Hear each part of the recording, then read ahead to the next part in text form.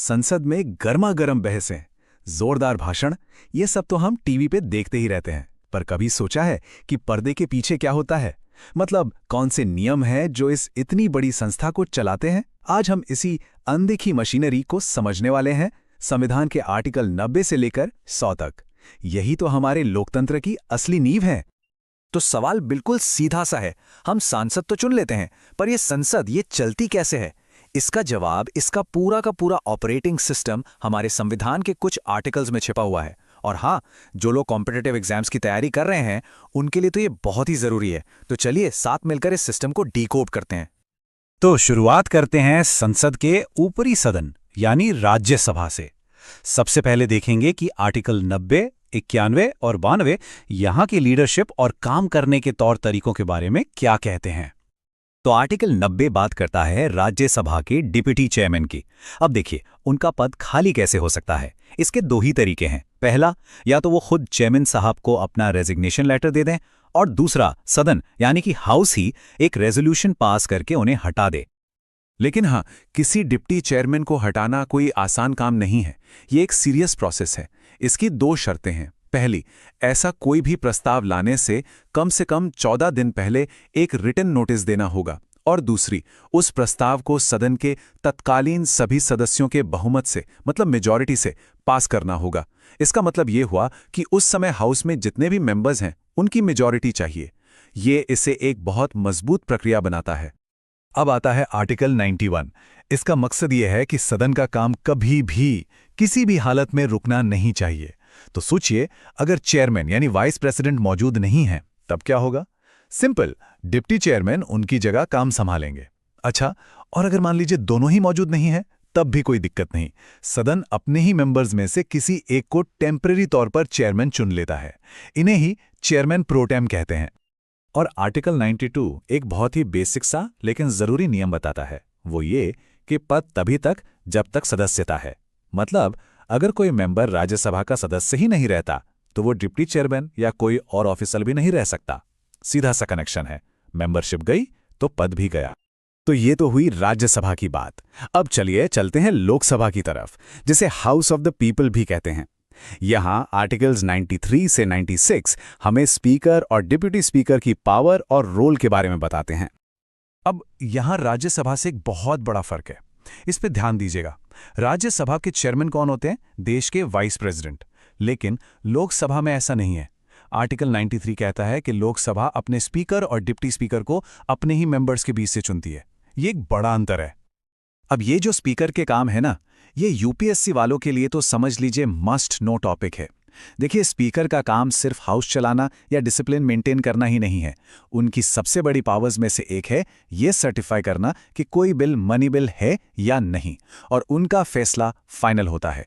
इसे कहीं चैलेंज नहीं किया जा सकता। यही बात स्पीकर के पद को बहुत ज्यादा पावरफुल बनाती है। अब यहां इस्तीफे के प्रोसेस में एक छोटा सा लेकिन बहुत ही जरूरी फर्क है, जिसमें अक्सर लोग कंफ्यूज हो जाते हैं। देखिए, लोकसभा में स्पीकर अपना इस्तीफा डिप्टी स्पीकर को देते हैं और डिप्टी स्पीकर अपना इस्तीफा स्पीकर को, एक दूसरे को। लेकिन राज्यसभा में ऐसा नहीं है। वहां डिप्टी चेयरमैन अपना इस्तीफा चेयरमैन यानी देश के वाइस प्रेसिडेंट को देते हैं। ये छोटा सा फर्क याद रखना बहुत जरूरी है। एक और टर्म है स्पीकर प्रोटेम। ये क्या होता है? आर्टिकल 95 बताता है कि ये एक टेम्परेरी स्पीकर का पद है।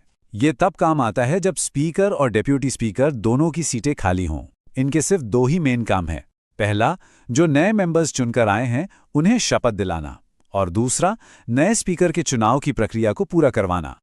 आर्टिकल 96 में ना नेचुरल जस्टिस का एक बहुत दिलचस्प सिद्धांत देखने को मिलता है। सोचिए, अगर स्पीकर या डिप्टी स्पीकर को ही हटाने का प्रस्ताव हाउस में चल रहा हो तब क्या होगा? तो नियम यह है कि वो उस समय चेयर पर नहीं बैठ सकते, मतलब कार्यवाही की अध्यक्षता नहीं कर सकते। लेकिन हाँ, एक आम मेंबर की तरह वो बहस में हिस्सा ले सकते हैं और वोट भी कर सकते हैं। तो हमने लीडरशिप रूल्स को तो समझ लिया। अब जरा उन प्रशासनिक पिलर्स पर भी नजर डालते हैं जिनके सहारे ये पूरा पार्लियामेंट्री सिस्टम खड़ा है, मतलब कि सैलरी, सेक्रेटेरिएट और शपथ। तो अब सवाल उठता है कि इन बड़े बड़े अधिकारियों की सैलरी और अलाउंस कौन तय करता है? क्या ये मनमाने ढंग से होता है? बिल्कुल नहीं। आर्टिकल 97 साफ साफ कहता है कि संसद खुद कानून बनाकर यह तय करेगी। और इसी के लिए the salary and allowances of officers of parliament act 1953 बनाया भी गया था। आर्टिकल 98 ये बहुत ही ज्यादा इंपॉर्टेंट है, खासकर विधायिका की आज़ादी के लिहाज से। ये कहता है कि लोकसभा और राज्यसभा दोनों का अपना अपना इंडिपेंडेंट सेक्रेटेरिएट होगा। अब इसका मतलब क्या है? इसका मतलब यह है कि संसद अपने स्टाफ और उनकी सर्विस कंडीशंस के लिए सरकार पर डिपेंडेंट नहीं है। यही चीज उसे बिना किसी प्रेशर के काम करने की आज़ादी देती है। एक बहुत जरूरी पॉइंट है ये सिर्फ कुछ शब्द नहीं है, ये एक वादा है, एक संकल्प है। ये उस शपथ का एक छोटा सा हिस्सा है जो हर सांसद को लेनी होती है, और ये शब्द उन्हें हमेशा याद दिलाते हैं कि उनकी सबसे बड़ी जिम्मेदारी इस देश के संविधान के प्रति है। और इसी वादे को, इसी संकल्प को आर्टिकल 99 जरूरी बनाता है, यानी मैंडेटरी करता है। इसके हिसाब से हर मेंबर को हाउस में अपनी सीट लेने से पहले ये शपथ लेनी ही पड़ती है। ये शपथ प्रेसिडेंट या उनके द्वारा अपॉइंट किए गए किसी व्यक्ति के सामने ली जाती है, और इसका पूरा फॉर्मेट हमारे संविधान के 3rd शेड्यूल में दिया गया है। चलिए अब हम पहुंचते हैं इस पूरी चर्चा के सबसे जरूरी हिस्से पर, आर्टिकल 100। ये वो आर्टिकल है जो हमें बताता है कि संसद के अंदर असली डिसीजन मेकिंग होती कैसे है, वोटिंग कैसे होती है, फैसले कैसे लिए जाते हैं। बस एक नंबर याद रखिए, 1/10। ये एक ऐसा जादुई नंबर है जिसके बिना संसद में कोई काम हो ही नहीं सकता। इसी को कहते हैं कोरम। तो आर्टिकल 100 के हिसाब से कोरम का मतलब है वो मिनिमम नंबर ऑफ मेंबर्स जिनका हाउस में मौजूद होना जरूरी है ताकि कोई काम हो सके। और ये नंबर कितना है? हाउस की टोटल स्ट्रेंथ का 10वां हिस्सा, यानी 1/10। जैसे लोकसभा में 543 मेंबर्स हैं तो वहां कम से कम 55 मेंबर्स का होना जरूरी है। अगर इतने लोग भी नहीं हैं तो स्पीकर को हाउस की कार्रवाई रोकनी पड़ती है।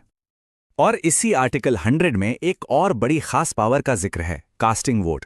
इसे निर्णायक मत भी कहते हैं। देखिए, नॉर्मली स्पीकर या चेयरमैन वोटिंग में हिस्सा नहीं लेते।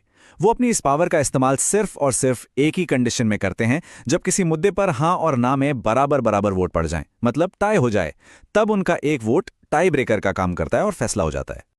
तो इन सारे नियमों और प्रक्रियाओं को समझने के बाद आखिर में एक सवाल जरूर उठता है, क्या ये सारे प्रोसीजरल रूल्स जो कई बार हमें सिर्फ एक फॉर्मेलिटी लगते हैं, असल में यही हमारे डेमोक्रेसी की असली ताकत है?